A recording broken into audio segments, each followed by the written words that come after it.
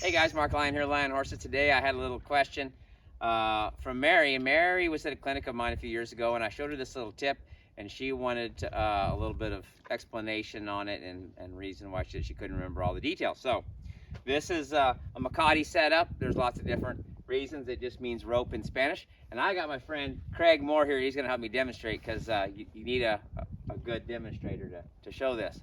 So when you're riding with your snaffle bit, you want that rein long enough that that horse can kind of put his head down and you're not pulling on him all the time, which means that you got to have a little slack there. And then there's sometimes when you want to bridle them up and you're kind of pick them up and well, what to do with all that slack? So a lot of times guys will put them in a little loop or a little coil. So go ahead and make a little coil there. Now see, when they do that, you've got a little figure 8 in that coil there. And so sometimes that can kind of get into trouble a little bit. And how you get that out of it is you roll one strand over when you do that. But then this piece, there's a twist from here to there. That's where that twist is. And if the rope's soft enough, it's not a big deal. Now the reason there's a twist in there is because this can't rotate. So I showed him a little trick. Now this one's got a little termination knot at the end. And most of your slobber straps will have a little slit cut in them. So get this thing open a little bit. Now if he just had it loose, it could go, that little knot could slide through there. So you want a little bit bigger knot. So what I do is I tie a double overhand. So there's one overhand.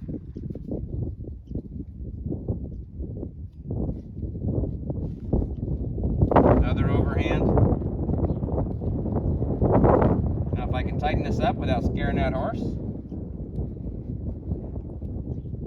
Otherwise, Craig, you'll have a surprise.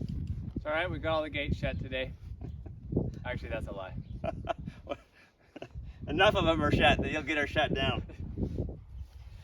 So, makes a little stopper knot on the end, and that way what happens is when you turn this, now this is just a little bit tight on there because it's been tight so long, but now you can see how that'll spin on there. Yes, I know, just so there it'll spin on there. Don't eat it. Oh, she thinks it's something to eat. And that'll keep you from getting that figure 8 in your loop. Pretty soon that thing will just spin around there, and when you rotate that around, it'll just spin one way and spin the other way. Keeps your kinks out of your rope. Like I say, it's not a necessary thing. A lot of guys I know, they'll just leave them tied, but I like to have that thing loose so it spins a little bit freer.